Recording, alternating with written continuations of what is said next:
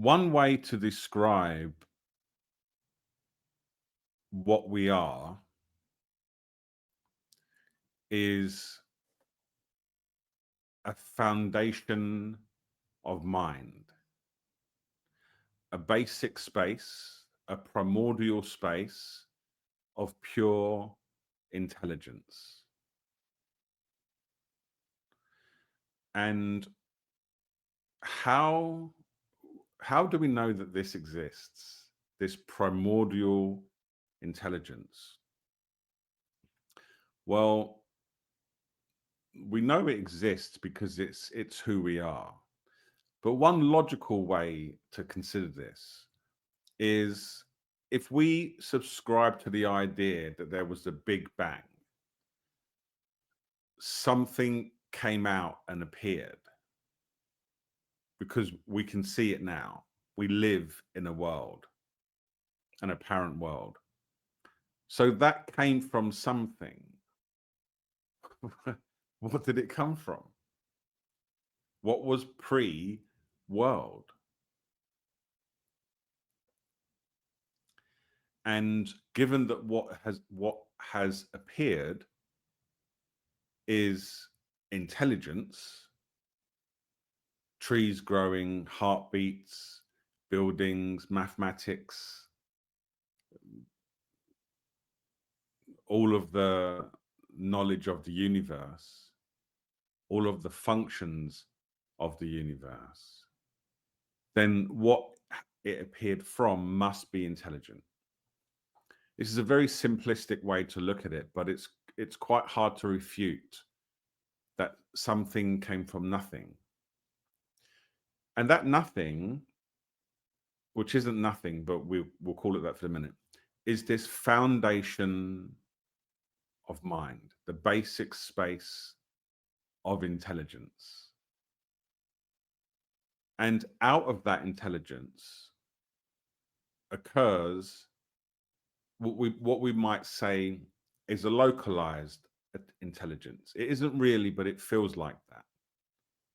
It certainly feels that I think and you think, and they're not related, not directly. But they both occur from this basic space of mind. And that identity as the basic space of mind is where we are most alike because we are completely identical. Now, based on our causes and conditions, our life history or where we were born in the world, at what time in history, the culture in which we were born, a filter that's also made of that basic space of mind appears. And that filter colors the thoughts that appear. It colors the feelings that appear. So the filter is more unique than the basic space of mind, but it's all made of the same thing. Just like different mountain ranges are made of stone, different clouds are made of mist. Our filters are made of mind. And out of these filters, thoughts appear. And thoughts is we could say, and this is just one way to describe it, the brain's way of navigating the world in which it finds itself. And all of these thoughts are made of the same basic nature of mind. And these thoughts lead to emotions. So thoughts precede emotions, and those emotions are made of the same basic space of mind. And those emotions lead to actions, which also occur as in and through this basic space of mind that we call awareness. It could be called God, it could be called consciousness, it could be called Brahman, it could be called Rigpa in a certain sense. But it's this word that describes the great, unending, eternal intelligence that we are comprised of. Another word for it is love. So the nature of existence is love. And this is very hard for people to accept, given the state of the world and the state of our internal world sometimes. But all thoughts, emotions, and actions is the brain's attempt to be of benefit. And it gets filtered into ways that actually could be labeled harmful. But they're always acts of love. They come from love, made of love. And they try to support us. And this is why the more we recognize and rest as this basic space of mind, the more actually loving, caring, supportive, benevolent our activity becomes. And that's why people love the subject of awakening, for those that feel it's possible. Because what we instinctively understand is this awakening is just turning everything about you into a palpable and recognized act of love. That's why we love great sages, great teachers, because they emanate that quality that we all know is innate to us. It's why we still talk about Buddha 5,000 years or something since he was here, Jesus 2,000 years. We still admire these historical figures. But all of these qualities of these historical figures, they live inside us now. They only come from the basic space of mind, because that's all there is. So when you consider yourself and all of the activities that you've carried out in your life, and all the activities you carried out this year, and all the activities and thoughts and emotions you carried out this month and this week, and everything that you did, thought, and acted on today are acts of love. Because there's only one place they all emerge from. So how can they be anything other than that? If everything occurs and appears from the same stratum of benevolent, empty, pure, pristine, awakened awareness, then it must be made of that. Because where else would it come from? So this is a really compassionate way to view yourself as an omniscient, open creator of pure benefit.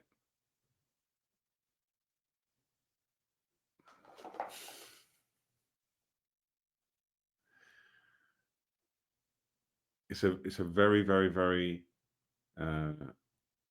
compassionate way to view yourself. And this is why they use words like clear seeing,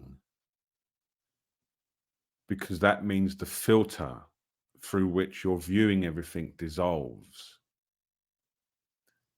And clear seeing allows you to be completely aligned with the beneficial nature of the basic space of mind. And from that, what arises is skillful means, which is a very common term used in Tibetan Buddhism. Skillful means. And then they discuss wisdom, body, speech, and mind. Wisdom, body, speech, and mind, which arises as you recognize this nature that you are. And how do you recognize this nature in everyday life? I say it every week. You leave everything as it is. Whatever arises, you allow it to be without any interference. Allow it to arise, abide, and subside. And when you do that, you start to see the power of the basic nature of mind that you are. Everything arises as in and through you. It abides as in and through you.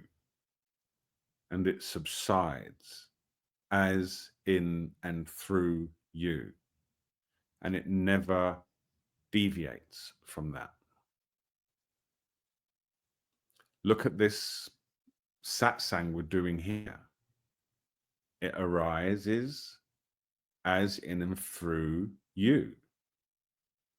Yes, there's an apparent distance between you and the screen, but it's all within your field of awareness.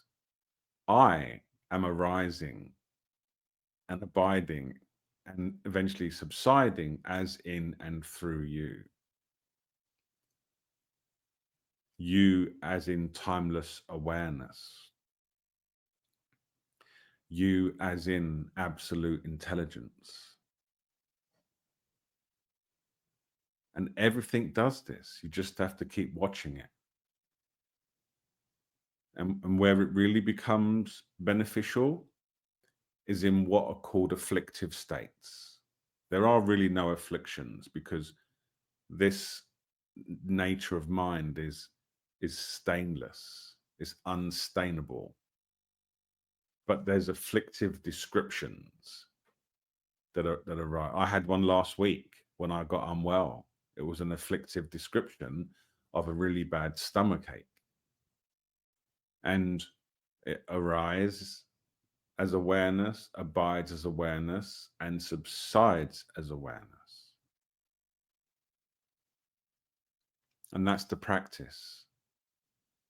Little and often until obvious, rest as the nature of the basic space of mind in all circumstance, until you realize that's all there is, and that's you. That's your nature. And then this leads to, it doesn't lead to, but it unleashes a beneficial potency that's always already available here and now.